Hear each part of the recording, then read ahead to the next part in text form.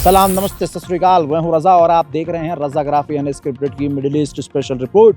दोस्तों, आपको बता दूं सबसे बड़ी खबर फिलहाल हमारे पास ये है जो टॉप पर है कि इजराइल की जो फ़ौज है वो मेंटली डिस्टर्ब हो चुकी है, पूरी तरह से डिप्रेशन में जा चुकी है। 2024 से अब तक 279 इजराइल के सैनिकों ने सुसाइड करने की, आत्महत्या करने की कोशिश की है। हज़रात मोहतरम, सिर्फ इतना ही नहीं, लगभग 150 से ज़्यादा इजरायली सैनिक अपने आप को ख़त्म भी कर चुके हैं, अपनी जान ले चुके हैं। तो ये जो रिपोर्ट है ये इजराइल छुपा रहा है, ऐसी रिपोर्ट्स को इजराइल दबा रहा है। लेकिन ये आंकड़े जो के हैं इजरायली सैनिकों के, वो इतने ज़्यादा बढ़ चुके हैं कि अब इजराइल सख्ते में आ चुका है। इजराइल के लोगों के बीच अब डर का माहौल है। जिनके घर, जिनकी औलाद इजराइल की फ़ौज में है, IDF में है, वो भी टेंशन में है कि कहीं ऐसा ना हो कि हमारा बच्चा भी कुछ ऐसा कर ले। इसके अलावा कम से कम 500 से 1000 इजरायली सैनिक लगातार 24 घंटे ट्रीटमेंट पर हैं, मेंटली डिस्टर्ब हो चुके हैं। उनको उल्टे सीधे ख्वाब आ रहे हैं, उनको नींद नहीं आती है, उनको बेचैनी है। इस तरह की खबरें अब इजराइल की फ़ौज के अंदर से आ रही है। उधर फ़िलिस्तीन के प्रधानमंत्री से सऊदी अरब के विदेश मंत्री ने मुलाकात की है, तस्वीर आपके सामने है।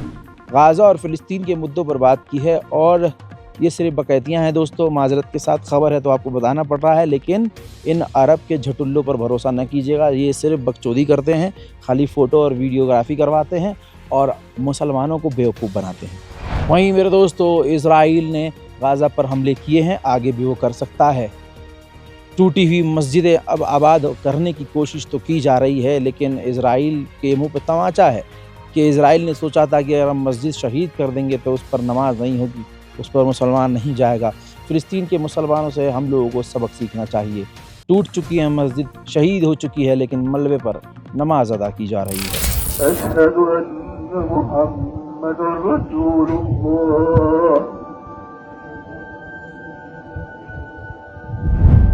नेतन्याहू के खिलाफ सुनवाई चल रही थी इजराइल की कोर्ट में, लेकिन उसने एमरजेंसी बताकर कि भाई ये देश के ऊपर बात है, ये कहकर कोर्ट से रिक्वेस्ट करके वो तुरंत मीटिंग के बहाने चला गया।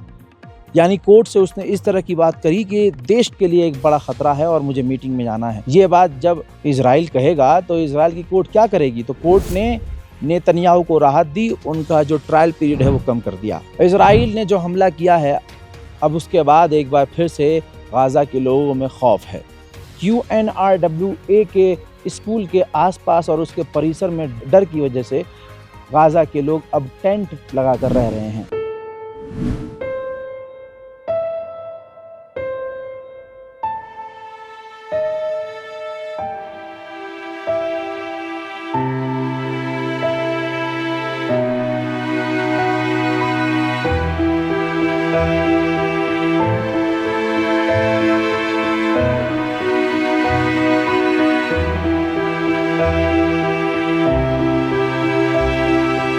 इसमें कोई दो राय नहीं है कि इजराइल इतना एडवांस है कि हम सोच भी नहीं सकते। इजराइल ने एक टूल बनाया था, एक सॉफ्टवेयर बनाया था, जिसके ज़रिए वो गाज़ा और फ़िलिस्तीन के इलाकों में जो लोग रहते हैं, यानी पूरा गाज़ा और पूरे फ़िलिस्तीन, वहाँ के लोग जो सोशल मीडिया पर, कोई भी सोशल मीडिया ऐप पर मौजूद थे और वो जो भी सोशल मीडिया पर लिख रहे थे, पढ़ रहे थे, देख रहे थे, पोस्ट कर रहे थे, उन सब पर नज़र रख रहा था इजराइल। ऐसी ख़तरनाक टेक्नोलॉजी बना ली थी इजराइल ने और वो इतनी कामयाब रही कि आज अमेरिका ने इजराइल से वो टूल ख़रीद लिया है। वहीं दूसरी तरफ इजराइल ने फ़िलिस्तीनियों की लाशों को जो है गाज़ा के हवाले किया है, जिसके बाद उन लाशों को पहचान पाना तो नामुमकिन था। उनको जैसे तैसे एक ही जगह दफना दिया गया है।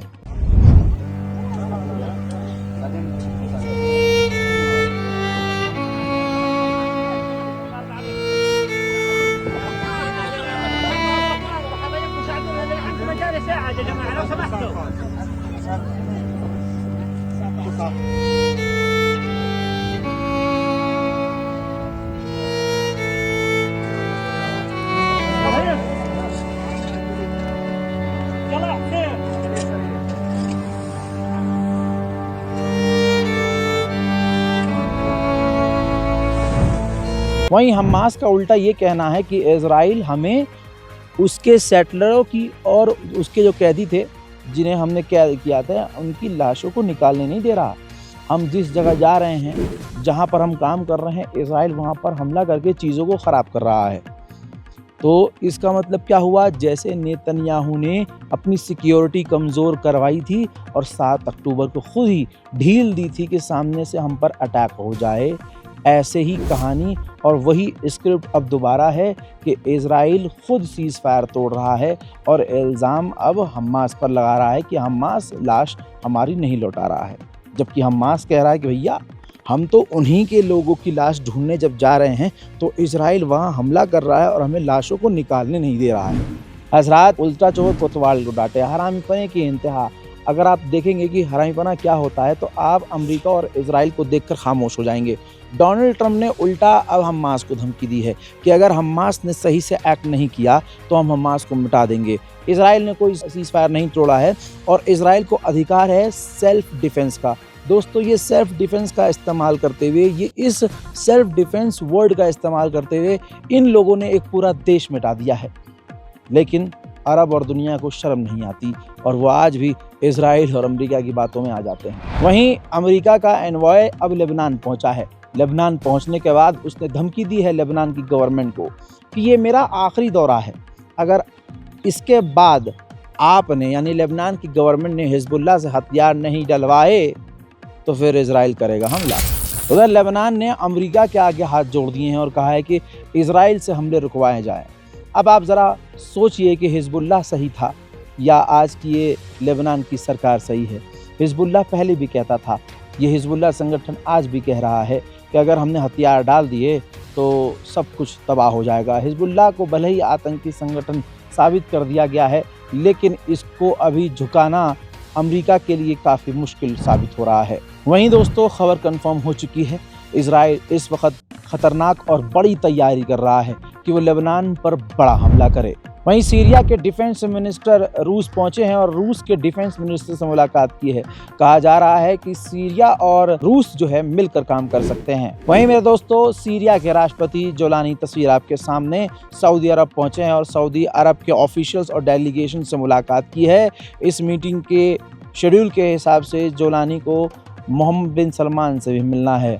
देखना अब ये है कि मोहम्मद बिन सलमान के साथ मिलने के बाद जोलानी किस नतीजे पर, किस डील तक पहुंचते हैं। वहीं सीरिया का हाल कितना बुरा है आप सोच नहीं सकते।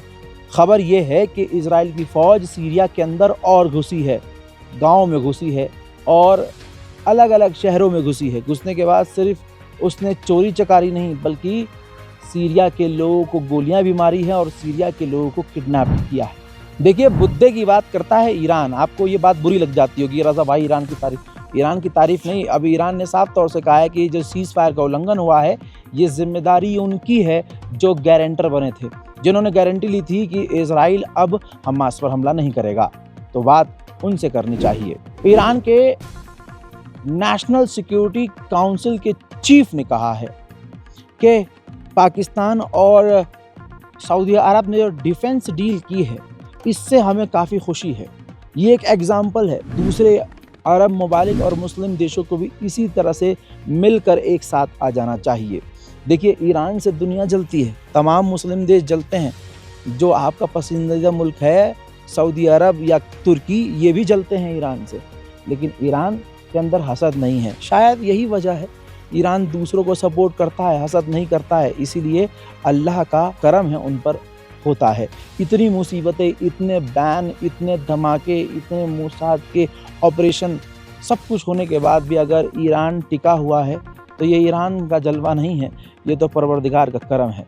तो दोस्तों, जहां आपको नज़र आ रहा है कि एक नामुमकिन चीज़ भी हो रही है और अल्लाह का करम जिसके साथ है, तो कम से कम हम ज़बान से तो ईरान के साथ हो सकते हैं। कमेंट कीजिएगा, सही कह रहा हूँ या गलत। ईरान पहले ही कह चुका है कि हमने अपनी न्यूक्लियर साइट्स को दोबारा बना लिया है। जहाँ जहाँ इजराइल ने हमला किया था उन जगहों को हमने रिकवर कर लिया है और पहले से ज़्यादा मजबूत कर लिया है। अब ताज़ा सैटेलाइट इमेज ये आई है जिसके अंदर ईरान साफ तौर से डेवलपमेंट करता हुआ नज़र आ रहा है, अपनी मिसाइल सिटी और न्यूक्लियर साइट्स को मजबूत करता हुआ, बल्कि उसको बढ़ाता हुआ, उसमें नए नए जो है डेवलपमेंट करता हुआ नज़र आ रहा है।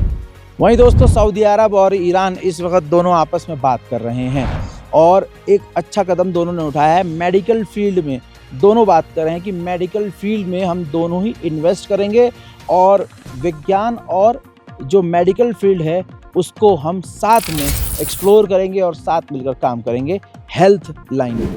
मेरे दोस्तों पर्शियन गल्फ के अंदर ईरान ने एक टैंकर सीज किया था और उसके बाद आज एक लंबे समय के बाद उस पर 170 मिलियन डॉलर का ईरान ने फाइन ठोक दिया, ये कहते हुए कि इसका ताल्लुक इजराइल से था। वहीं दूसरी तरफ इजराइल पूरी ताकत से गज़ा पर हमला कर रहा है। तस्वीरें आपके सामने हैं। इजराइल ने सीज़ फायर तो तोड़ ही दिया है, लगातार वो लोगों को कत्ल कर रहा है। 50 से 60 लोगों के मारे जाने की खबर है और अभी और भी ये संख्या बढ़ सकती है।